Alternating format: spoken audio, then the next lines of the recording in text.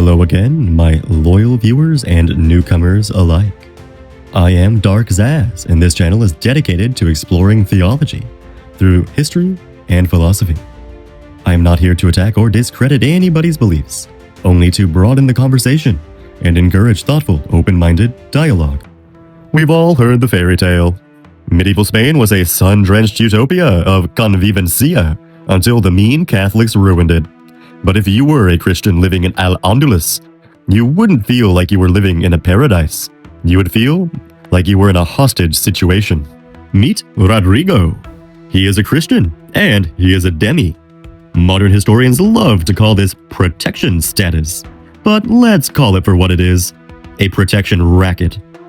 Rodrigo pays the jizya tax. It's not just a flat fee. It was a ritual of humiliation. In many districts, the Dhimmi had to be struck on the neck or head while paying to remind them of their conquered status.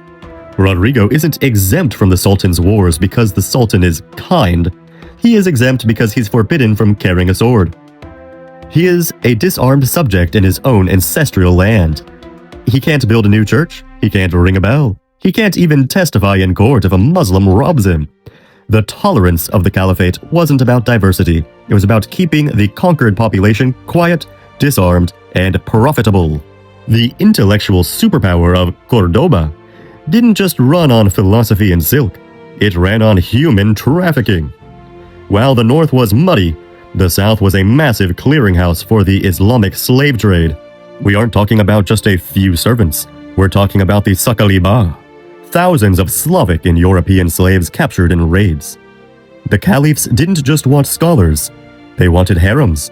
Tens of thousands of women were kept in sexual slavery in elite households. And for the men? If you were a slave in this royal court, you often faced the surgeon's knife.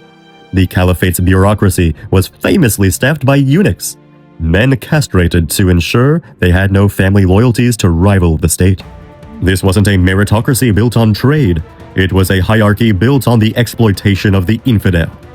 The grand libraries were impressive, but they were funded by the sale of human beings captured in the jihad raids. The narrative says the Inquisition was uniquely obsessed with purity. But Al-Andalus had its own red lines, and they were drawn in blood.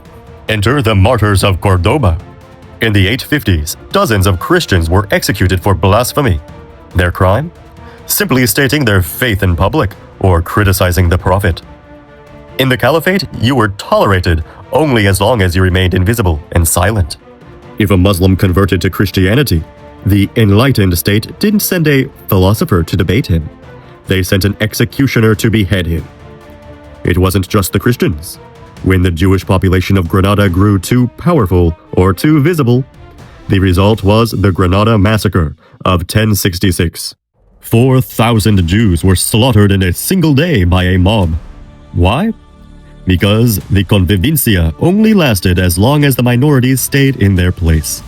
The moment they stepped out of the shadow of submission, the Golden Age turned into a bloodbath.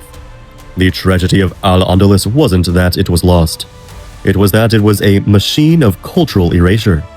Christianity in North Africa and southern Spain didn't disappear because of a better idea.